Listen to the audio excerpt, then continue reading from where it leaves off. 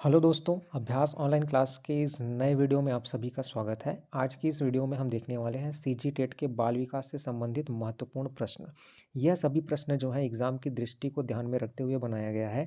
इन question को यदि आप सॉल्व करते हैं तो आगामी एग्जाम में आपको जो है बहुत ही सहायता पहुँचेगा। तो वीडियो को लास्ट तक ज़रूर देखिए। आइए वीडियो जो है स्टार्ट करते हैं।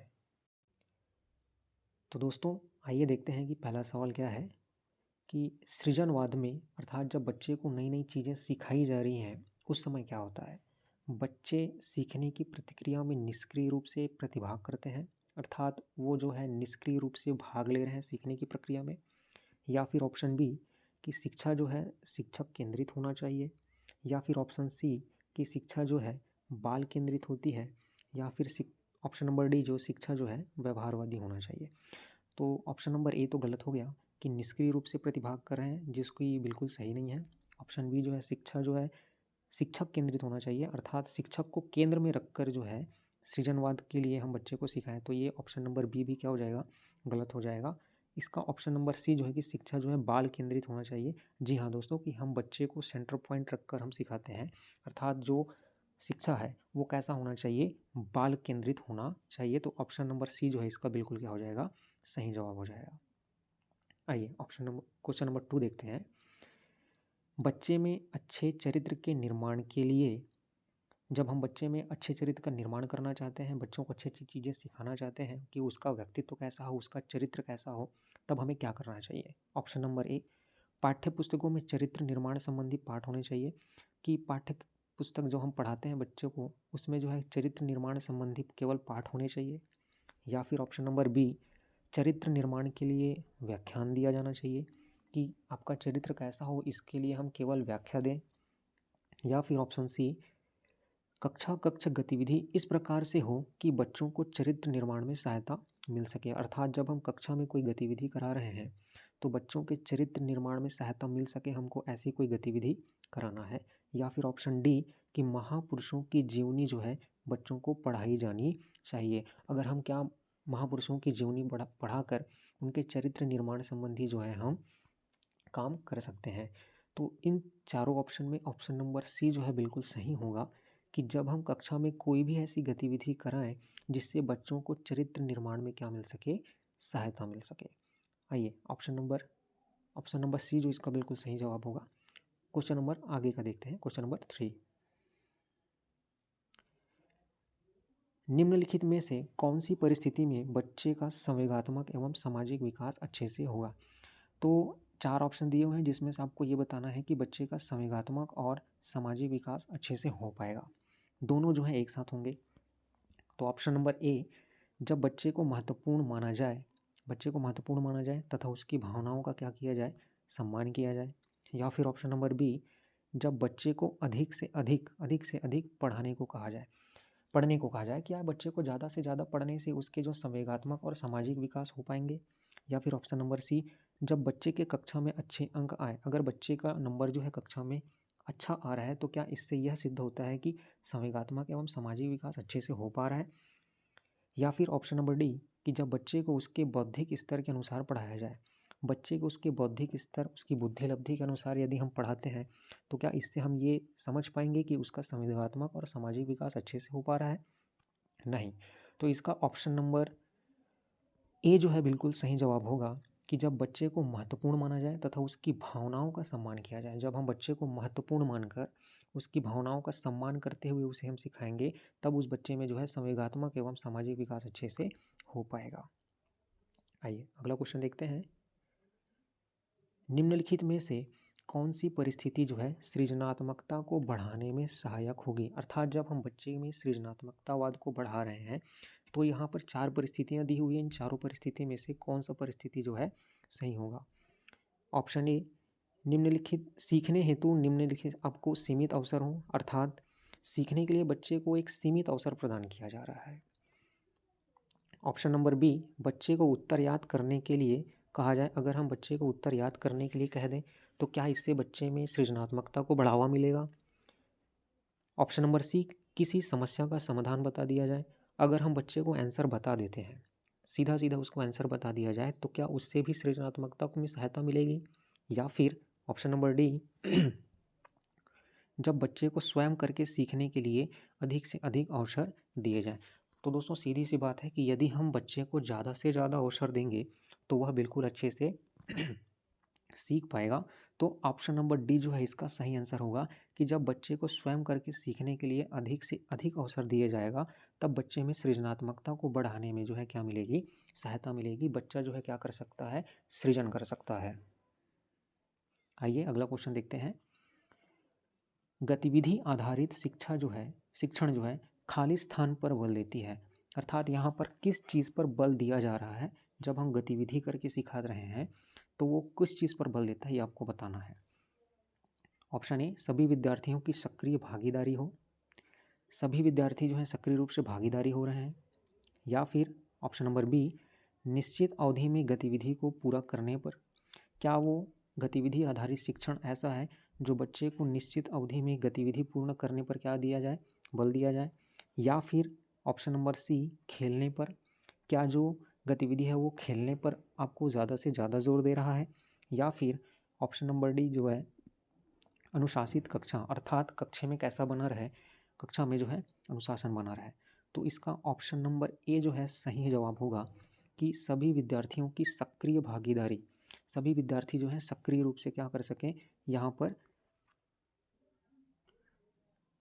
तो सभी विद्यार्थी जो हैं सक्रिय रूप से भागीदारी हो सके इस पर बल देता है, अर्थात सभी विद्यार्थी सक्रिय रूप से उस पर भाग लें और गतिविधि जो है उस पर शामिल हों और गतिविधि को पूरा करें। आइए अगला क्वेश्चन देखते हैं। क्वेश्चन नंबर 6, यदि आप बच्चों को सिखाना चाहते हो तो बच्चों से सीखिए। अगर हम बच्चे को सिखाना चाहते हैं तो हमें बच्चों से सीखना चाहिए। यह किस ओर इशारा करता है कि अध्यापक केंद्रित शिक्षा की ओर, कि जो शिक्षा है वो अध्यापक केंद्रित है। या फिर बाल केंद्रित शिक्षा की ओर, कि जो हम शिक्षा दे रहे हैं वो बाल केंद्रित है। या फिर ऑप्शन नंबर सी कि मूल्यांकन केंद्रित शिक्षा की ओर, कि हम केवल मूल्यांकन को केंद्रित करके रहें। या फिर ऑप्शन नंबर डी जो है परीक्षा केंद्रित शिक्षा की ओर, कि हम परीक्षा को केंद्रित करके क्या कर रहे हैं, उनको शिक्षा दे रहे हैं। तो इसका ऑप्शन नंबर बी जो है सही होगा कि बाल केंद्रित शिक्षा की ओर, अर्थात बच्चे को हम सेंटर रख के, सेंटर पॉइंट रखकर हम क्या कर रहे हैं, उनको शिक्षा दे रहे हैं। तो बच्चों को सिखाने से पहले हमको क्या करना चाहिए, बच्चे से सीखना चाहिए। ये इंगित करता है कि बाल केंद्रित शिक्षा की ओर। ऑप्शन नंबर 7, क्वेश्चन नंबर 7, उच्च प्राथमिक स्तर पर क्या क्या चीज़ें होती हैं। ऑप्शन नंबर ए शैक्षिक एवं कैरियर निर्देश की आवश्यकता हो सकती है, शैक्षिक एवं कैरियर निर्देश की आवश्यकता होनी चाहिए। या फिर ऑप्शन नंबर बी शैक्षिक कैरियर एवं व्यक्तित्व निर्देश की आवश्यकता होनी चाहिए। या फिर ऑप्शन नंबर सी केवल कैरियर निर्देशन की आवश्यकता होनी चाहिए। या फिर ऑप्शन नंबर डी केवल शैक्षिक निर्देशन की जो है आवश्यकता होती है।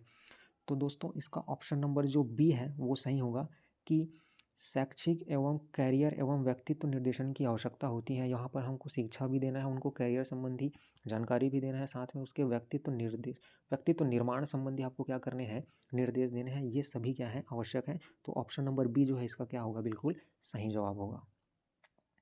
अगला क्वेश्चन देखते हैं। बच्चे में नैतिक मूल्यों को विकसित करने का सर्वाधिक उचित तरीका क्या है। अगर हम बच्चे में नैतिक मूल्यों को जो है विकसित करना चाहते हैं तो सबसे अच्छा तरीका जो है क्या हो सकता है। प्रातःकालीन सभा में बच्चों को नैतिक उपदेश देना। हम सुबह सुबह बच्चों को, जब सभा लगती है, बच्चों की सभा लगती है, तब हम उनको क्या दें, नैतिक उपदेश दें। क्या ये सही होगा। या फिर विद्यार्थियों के सामने एक ऐसी परिस्थिति रखना और उस पर निर्णय लेने के लिए कहना। विद्यार्थियों के सामने कुछ परिस्थितियां रखकर उस पर हम उसको निर्णय लेने के लिए कहेंगे। या फिर ऑप्शन नंबर सी बच्चों एवं बड़ों द्वारा नैतिक मूल्यों को प्रदर्शित करना। जो शिक्षक हैं या फिर जो हमारे बड़े हैं वे खुद जो है नैतिक मूल्यों को प्रदर्शित करेंगे जिससे बच्चे सीख पाएंगे। या फिर ऑप्शन नंबर डी विद्यार्थियों को नैतिकता एवं अनैतिकता के बीच अंतर सिखाना। क्या हम विद्यार्थियों को नैतिकता और अनैतिकता के बीच जो है अंतर करना सिखाकर ये उनपे जो है हम नैतिक मूल्यों का विकास कर सकते हैं।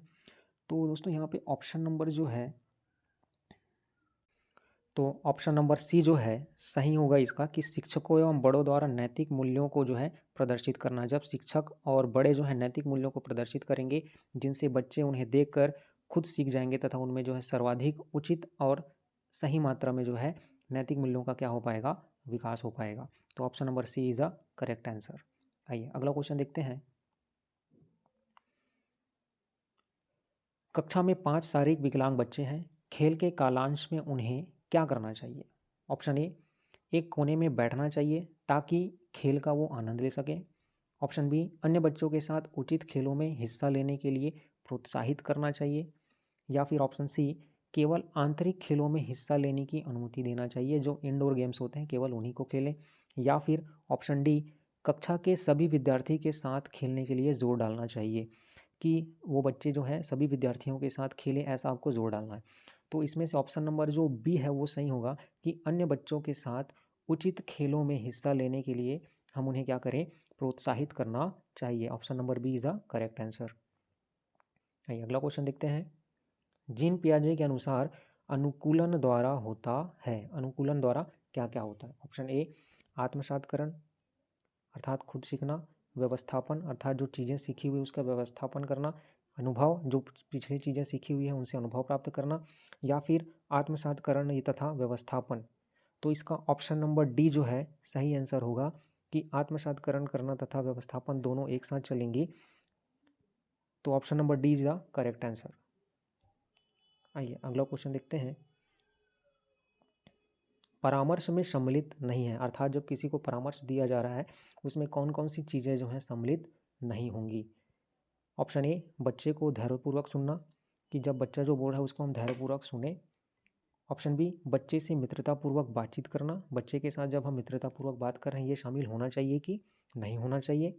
या फिर ऑप्शन सी, बच्चे के दृष्टिकोण को समझना अर्थात बच्चा क्या कहना चाहता है इस दृष्टिकोण को हम समझ सकें। या फिर ऑप्शन डी, बच्चे को अनुशासन में रखना। तो चारों ऑप्शन में से ऑप्शन नंबर डी जो है सही आंसर होगा कि बच्चे को अनुशासन में रखना यह जो है सम्मिलित नहीं होगा। तो option number D is a correct answer. आइए अगला क्वेश्चन देखते हैं। राज्य स्तर पर कक्षा 1 से कक्षा 8 तक की पाठ्यचर्या का निर्माण करती है। राज्य स्तर पर कक्षा 1 से लेकर कक्षा 8 तक की पाठ्यचर्या का निर्माण कौन करता है? तो ऑप्शन ए, SCERT, SCERT। या फिर NCTE, NCTE। या फिर NCERT। या फिर सीमैट। तो चारों ऑप्शन में से जो है ऑप्शन नंबर ए जो है आपका सही आंसर है। SCERT जो है राज्य स्तर पर कक्षा 1 से लेकर कक्षा 8 तक की पाठ्यचर्या का क्या करती है, निर्माण करती है। आइए अगला क्वेश्चन देखते हैं। मध्याह्न भोजन के दौरान उचित जाति के विद्यार्थी मध्याह्न भोजन के दौरान उच्च जाति के विद्यार्थी निम्न जाति के विद्यार्थियों के साथ एक पंक्ति में भोजन करना जो है इनकार करते हैं, आप क्या करेंगे? अगर मध्याह्न भोजन के दौरान जो है उच्च जाति के विद्यार्थी जो हैं कुछ निम्न जाति के विद्यार्थियों के साथ एक साथ बैठकर भोजन नहीं करना चाहते हैं तो इस स्थिति में आप क्या करेंगे? ऑप्शन नंबर ए, आप पृथक बैठक व्यवस्था करने हेतु सहमत हो जाएंगे। आप बच्चों को अलग से बैठाकर उन्हें भोजन कराएंगे, इसमें आप सहमति दे देंगे। या फिर ऑप्शन नंबर बी, आप उच्च अधिकारियों से निर्देश प्राप्त करेंगे। आप पहले अपने उच्च अधिकारियों से पूछेंगे उसके बाद आप बताएंगे कि आपको क्या करना चाहिए। या फिर ऑप्शन सी, आप विद्यार्थियों को एक साथ बैठाकर भोजन कराने के लिए सहमत कर लेंगे। या फिर ऑप्शन डी, आप विद्यालय में मध्याह्न भोजन पकाना जो है बंद करवा देंगे। तो ऑप्शन नंबर सी जो है इसका सही आंसर होगा कि आप विद्यार्थियों को एक साथ बैठाकर भोजन करने के लिए क्या करेंगे, उनको सहमत कर लेंगे। अगर आप उन्हें एक साथ बैठाकर भोजन कराने के लिए सहमत करा लेते हैं तो आप उन्हें उच्च जाति और निम्न जाति का जो है भेद जो होता है उसको कम करने का जो है क्या करेंगे, प्रयास करेंगे।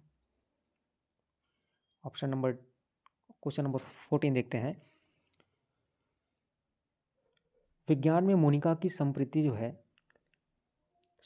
जो है अच्छी है किंतु गणित में कैसा है, खराब है। तो इसका प्रमुख जो है संभाव्य कारण क्या हो सकता है कि मोनिका जो है विज्ञान में तो अच्छी है किंतु गणित में जो है उसका जो है प्रदर्शन जो है ठीक नहीं है। तो इसका प्रमुख कारण क्या हो सकता है कि ऑप्शन ए बालिकाएं प्रायः गणित में कमज़ोर होती हैं, ये माना जाए, या फिर ऑप्शन बी कि मोनिका के माता पिता अशिक्षित हैं, ये कारण हो सकता है, या फिर ये कि गणित शिक्षण जो है प्रभावी नहीं है, या फिर ऑप्शन डी कि गणित शिक्षण जो है कठिन विषय है। तो चारों ऑप्शन में से क्या हो सकता है? तो ऑप्शन ए कि बालिकाएं प्रायः गणित में कमज़ोर होती हैं, ऐसा तो नहीं है। साइंस ने अभी तक ये प्रूफ नहीं किया है कि लड़कियों का जो है दिमाग जो है कम होता है, गणित में कमज़ोर होता है, या फिर मोनिका के माता पिता अशिक्षित हैं, ये भी कारण नहीं हो सकता। तो मुख्य कारण क्या होगा इसमें कि गणित शिक्षण प्रभावी नहीं है, गणित पढ़ाने का जो तरीका है वो सही ही नहीं है, जिसकी वजह से उसका जो है गणित में प्रदर्शन जो है कैसा रहा है, खराब रहा है। तो ऑप्शन नंबर सी इज़ क्या होगा, इसका करेक्ट आंसर होगा। अगला क्वेश्चन देखते हैं। एक शिक्षक की नियुक्ति सुदूर गांव में की जाती है, जहां पर ग्रामवासी अशिक्षित हैं तथा विद्यालय भवन एवं पेयजल का भी क्या है, अभाव है। गांव में कार्य करने में सबसे बड़ी बाधा क्या होगी? अगर आपका नियुक्ति जो है कहीं ऐसे जगह पे हो जाता है, दूर गांव पे हो जाता है, जहां पर ग्रामवासी कैसे हैं, अशिक्षित है, साथ ही साथ भवन और साथ ही साथ पेयजल, इन दोनों का भी क्या है, अभाव है, तो सबसे बड़ी बाधा आपके लिए क्या होगी? ऑप्शन ए विद्यालय भवन का अभाव, क्या विद्यालय नहीं है, ये सबसे बड़ा आपका अभाव होगा, या फिर ऑप्शन बी अशिक्षित माता पिता, बच्चों के माता पिता अशिक्षित हैं, ये अभाव होगा, या फिर समस्या समाधान हेतु प्रेरणा का अभाव, या फिर पेयजल सुविधा का अभाव। तो यहाँ पर ऑप्शन नंबर सी जो है सही होगा कि समस्या समाधान हेतु प्रेरणा का अभाव। समस्या के समाधान के लिए आपको उचित प्रेरणा नहीं मिल पाएगी, ये जो आंसर जो है क्या होगा, सही होगा। आइए अगला क्वेश्चन देखते हैं। कोहेलबर्ग के अनुसार सही और गलत प्रश्न के बारे में निर्णय लेने में शामिल चिंतन प्रक्रिया को कहा जाता है। सही और गलत प्रश्न के बारे में यदि आपको निर्णय लिया जाना है और इसके लिए आप चिंतन करते हैं तो उसे हम क्या कहेंगे? ऑप्शन ए नैतिक दुविधा, ऑप्शन बी सहयोग की नैतिकता, ऑप्शन सी नैतिक तर्कणा, या फिर ऑप्शन डी नैतिक यथार्थवाद। तो इसका ऑप्शन नंबर सी जो है सही होगा, नैतिक तर्कणा। यदि सही और गलत के बारे में आप चिंतन कर रहे हैं तो वो जो है नैतिक तर्कणा में क्या होता है, शामिल होता है, उसके अंतर्गत आता है। अगला क्वेश्चन देखते हैं। सतत एवं व्यापक मूल्यांकन के अंतर्गत वाक्यांश व्यापक मूल्यांकन इंगित करता है। सतत एवं व्यापक मूल्यांकन, इसके अंतर्गत जो व्यापक मूल्यांकन किस चीज़ को इंगित करता है, ये आपको बताना है कि समस्त पाठ्यक्रम का मूल्यांकन, क्या हम केवल जितने भी पूरे पाठ्यक्रम दिए हुए हैं केवल उसका मूल्यांकन करेंगे, या फिर सभी विषयों का मूल्यांकन करेंगे, या फिर संज्ञानात्मक क्षेत्र, भावनात्मक क्षेत्र और मनोगत्यात्मक क्षेत्र का मूल्यांकन करेंगे, या फिर संज्ञानात्मक क्षेत्र का ही बस मूल्यांकन करेंगे। तो इसका ऑप्शन नंबर सी जो है ये सही होगा कि संज्ञानात्मक क्षेत्र, भावनात्मक क्षेत्र और मनोगत्यात्मक क्षेत्र का जो है मूल्यांकन होगा। संज्ञान, भावनात्मक और मनोगत्यात्मक सभी क्षेत्रों में क्या होगा, उसका व्यापक रूप से क्या करेंगे, हम मूल्यांकन करेंगे। तो option number C is a correct answer. आइए अगला क्वेश्चन देखते हैं। विद्यार्थी द्वारा गणित की शिक्षा में सिखाई गई अवधारणा, गणित की शिक्षा में सिखाई गई अवधारणा का उपयोग भूगोल की कक्षा में किया जाता है। अर्थात जो चीज़ बच्चे को गणित की कक्षा में सिखाया गया है वह उसका उपयोग जो है कहाँ पे कर रहा है, भूगोल की कक्षा में कर रहा है। तो यह किसका उदाहरण होगा? एक सकारात्मक अंतरण का उदाहरण होगा, या फिर एक नकारात्मक अंतरण का उदाहरण होगा, या फिर शून्य अंतरण का उदाहरण होगा, या फिर इनमें से कोई नहीं। तो यहाँ पर जो है बच्चा देखिए गणित में सीखा है और लेकिन उसका उपयोग कहाँ पे कर रहा है, भूगोल में कर रहा है, तो एक सकारात्मक अंतरण होगा। तो ऑप्शन नंबर ए इज क्या होगा, राइट आंसर होगा। आइए अगला क्वेश्चन देखते हैं।